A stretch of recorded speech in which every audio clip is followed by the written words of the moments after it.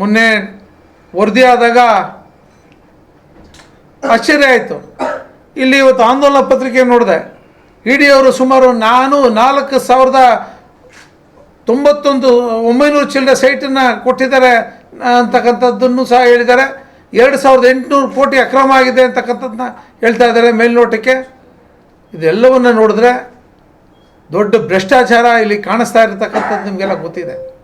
ಅನೇಕ ಹೋರಾಟಗಳಾಗಿದೆ, ಯಾವುದಕ್ಕೂ ರೆಸ್ಪಾನ್ಸ್ ಇಲ್ಲ. ಬಂಡತನದಿಂದ ಸರ್ಕಾರನ ನಡೆಸ್ಕೊ ಹೋಗ್ತಾ ಇದ್ದೀರಿ. ಆದರೆ ಅನುಮಾನ ಬರ್ತಾ ಇರ್ತಕ್ಕಂಥದ್ದು ಸಾರ್ವಜನಿಕರಲ್ಲಿ ಕೇವಲ 48 ಸೈಟ್ ಯಾಕೆ ಮಾಡಿದ್ರಿ? 928 ಸೈಟ್ ವರದಿ ಬಂದ ನಂತರದಲ್ಲಿ ಲೀಸ್ಟ್ ಇಲ್ಲಿದೆ, ನೀವು ನೋಡ್ಬೋದು ಯಾರ್ಯಾರ ಹೆಸರಲ್ಲಿದೆ ಅಂತ. 928 ಸೈಟ್ ವರದಿ ಇಲ್ಲಿದೆ. ಅಷ್ಟು ರದ್ದು ಮಾಡಬೇಕು ಅಂತಕ್ಕಂಥದ್ದು ಸಹ ಇದೆ. ಯಾಕೆ ಮಾಡಿಲ್ಲ ನೀವು?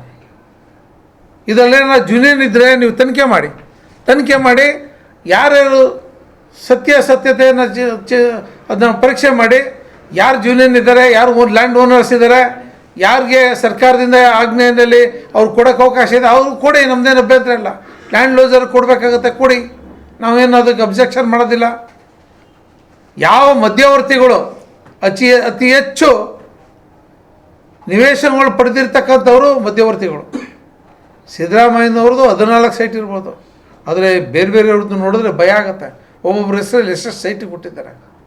ಒಬ್ಬ ಹೆಸರಲ್ಲಿ 18 site, 20 site, 25 site, 40 site, 45 site, ಈ ರೀತಿ ತರಾವರಿ ನೀವು ಕೊಟ್ಟಿದ್ದೀರಲ್ಲ.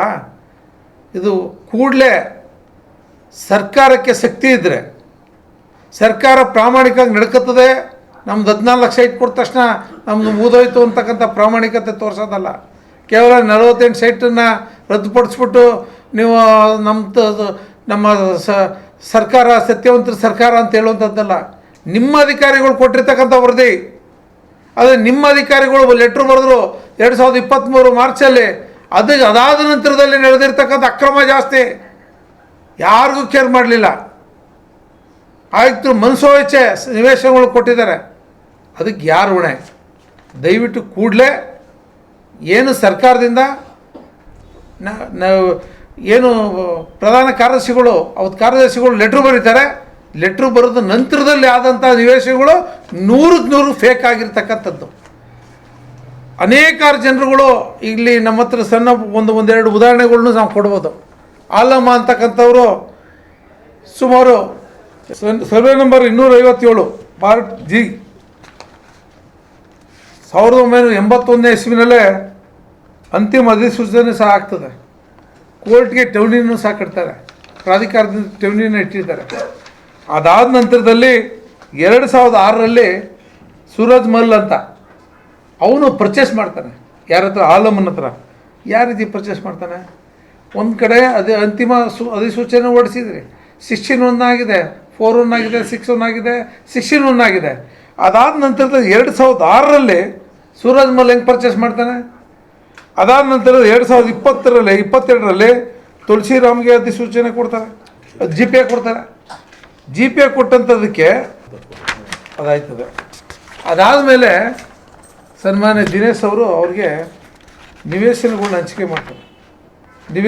ಹಂಚಿಕೆ ಮಾಡಿದ್ದಾರೆ ನೋಡಿ, ಅಲಾಟ್ಮೆಂಟು ಸಹ ಇದೆ. 2024ರಲ್ಲಿ 6/2024ರಲ್ಲಿ ಅವ್ರಿಗೆ ನಿವೇಶನಗಳನ್ನ ಮತ್ತೆ ಕೊಡ್ತಾರೆ GPಗೆ, ಸನ್ಮಾನ್ಯ ದಿನೇಶ್ ಅವರು.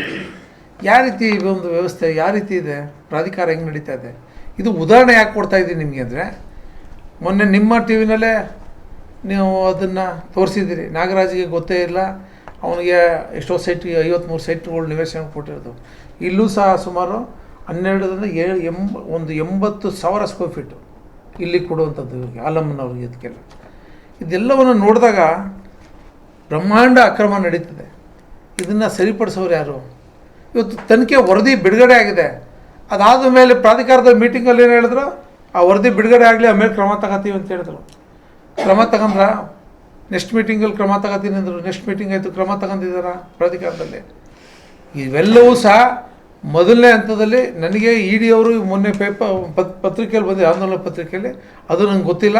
ಇವತ್ತು ತನಿಖೆ ಮಾಡಿ ವರದಿ ಕೊಟ್ಟಿರ್ತಕ್ಕಂಥದ್ದೇ 928 ಸೈಟು. ಆ 928 ಸೈಟ್ನು ಕೂಡಲೇ ರದ್ದು ಮಾಡಿದ್ರೆ ಸರ್ಕಾರಕ್ಕೆ ಒಂದು ರೀತಿ ಗೌರವ ಬರುತ್ತೆ. ಅದು ಮಾಡಿಲ್ಲ ಅಂದರೆ ಬಹುಶಃ ನೀವೆಲ್ಲರೂ ಸಹ ಸರ್ಕಾರ ಆ ಭೂಗಳ್ರಿಗೆ ಸೈಟ್ಗಳ್ರಿಗೆ ನಿಮ್ಮ ಆಶೀರ್ವಾದ ಕುಪ ಕಟಾಕ್ಷ ಇದೆ ಅಂತಕ್ಕಂಥದ್ದನ್ನ ಸಾರ್ವಜನಿಕರು ಅರ್ಥ ಮಾಡ್ಕೋಬೇಕಾಗತ್ತೆ. ಅದಕ್ಕೋಸ್ಕರ ಕೂಡಲೇ ಸನ್ಮಾನ್ಯ ಮುಖ್ಯಮಂತ್ರಿಗಳು ಈ 928 ಸೈಟ್ಗಳ್ನು ಸಹ ನಿವೇಶನಗಳ್ನು ಸಹ ರದ್ದು ಮಾಡಬೇಕು ಅಂತಕ್ಕಂಥ ಒತ್ತಾಯ ಮಾಡೋಕ್ಕೋಸ್ಕರ ಈ ಪತ್ರಿಕಾಗೋಷ್ಠಿಯನ್ನು ನಾನು ಕರೆದಿದ್ದೇನೆ.